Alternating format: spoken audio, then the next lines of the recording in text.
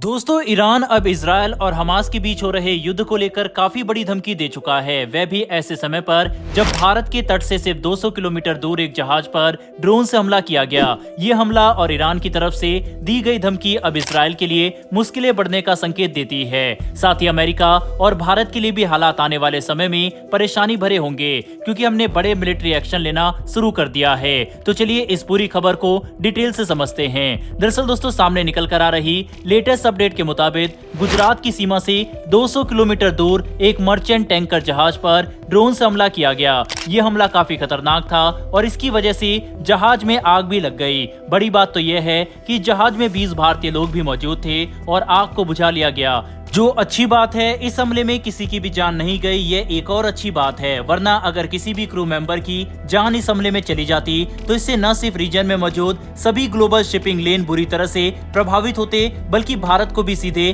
कोई military action लेना पड़ता। लेकिन जिस वक्त इस जहाज की तरफ से भारत के साथ संपर्क स्थापित करके हमले की जानकारी दी गई, उसी वक्त भारत ने INS हंसा से P-8I मैरीटाइम सर्विलेंस एयरक्राफ्ट को हमले के इलाके में भेज दिया था, ताकि संपर्क स्थापित किया जा सके और कोई भी दूसरा खतरा हो तो उसे खत्म किया जाए। साथ ही भारतीय नौसेना की तरफ से वॉरशिप भी रवाना कर दिए गए, जो कुछ ही घंटों में इस प्रभावित जहाज के पास पहुंच गए, जिससे सभी लोगों को सुरक्षित एस्कॉर्ट किया जा सका। ये बात हैरानी की है कि इतना बड़ा हमला करने के बावजूद अभी तक किसी भी संगठन ने इस हमले की जिम्मेदारी नहीं ली है। इसके पीछे बड़ी वजह यह है कि हमला भारत के तट से सिर्फ 200 किलोमीटर की दूरी पर हुआ था, जो कोई बड़ी दूर नहीं है। इस जहाज के ऊपर हमला होना बड़ी बात इसलिए है क्योंकि ये इजराइल से लिंक जहाज है, जो केमिकल प्रोडक्ट अपने साथ लेकर जा रहा था। इससे हमें पता चलता है कि जिसने भी हमला किया वह इस हमले से इजराइल को नुकसान पहुंचाना चाहता था। पर जिस संगठन ने भी इस जहाज पर हमला किया है, वह ड्रोन अटैक की जिम्मेदारी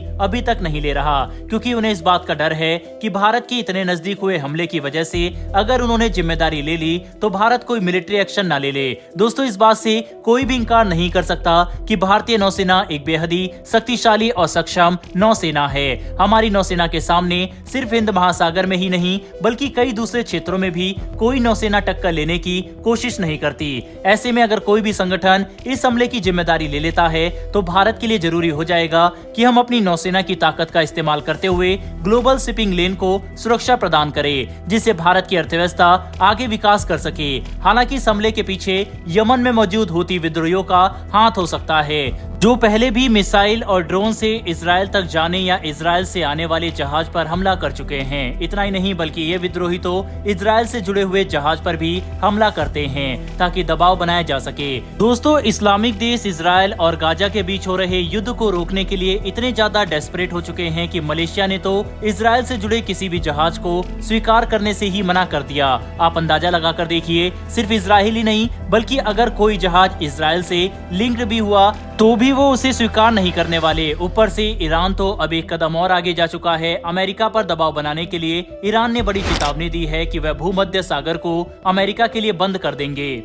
दरअसल ईरान के रिवॉल्यूशनरी गार्ड के एक कमांडर ने अमेरिका को चेतावनी देते हुए कहा है कि अगर गाजा में शांति नहीं आई तो इजराइल द्वारा की जा रही एट्रोसिटीज को देखते हुए वह अमेरिका के लिए भूमध्य सागर, स्ट्रेट ऑफ जिब्राल्टर और स्ट्रेट ऑफ हॉर्मुज के साथ साथ स्विच कैनल को भी बंद करने पर मजबूर हो जाएंगे।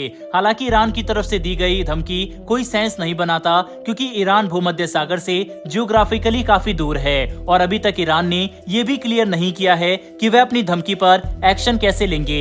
ईरान उन कुछ मुस्लिम देशों में से एक है जो इजराइल को बर्बाद करने की धमकी भी कई बार दे चुका है, और जब से गाजा में इजराइल का मिलिट्री ऑपरेशन शुरू हुआ तब से ईरान इजराइल और अमेरिका के खिलाफ और भी ज्यादा हॉस्टाइल बिहेवियर दिखा रहा है। यहाँ तक कि ईरान इजराइल के खिलाफ युद्ध करने की सीधी धमकी भी दे चुका है, और अब अमेरिका को दी गई ये धमकी इस बात को साफ करती है कि ईरान इजराइल को रोकने के लिए किसी भी हद तक जा सकता है, जो वैश्विक शांति के लिए बिल्कुल भी अच्छा नहीं है। ऐसे में दोस्तों, आपको क्या लगता है कि क्या गुजरात के तट से 200 किलोमीटर दूर जिस केमिकल टैंकर पर ड्रोन हमला हुआ उसमें ईरान का सीधा हाथ हो सकता है या फिर नहीं? वहीं पर अगर इसमें हूती विद्रोहियों का हाथ हुआ तो क्या भारत को उनके खिलाफ सीधे एक्शन लेना चाहिए या फिर नहीं? अपनी राय कमेंट बॉक्स में लिखकर जरूर बताइएगा। साथ ही दोस्तों, अगर आपको ये इन्फॉर्मेशन और वीडियो पसंद आई हो तो वीडियो को लाइक करके हमारी आने वाली डेली ऐसी वीडियो के लिए चैनल को सब्सक्राइब कर बेल नोटिफिकेशन अवश्य दबा लें। फिर मिलेंगे ऐसी एक नई वीडियो के साथ। धन्यवाद। जय हिंद।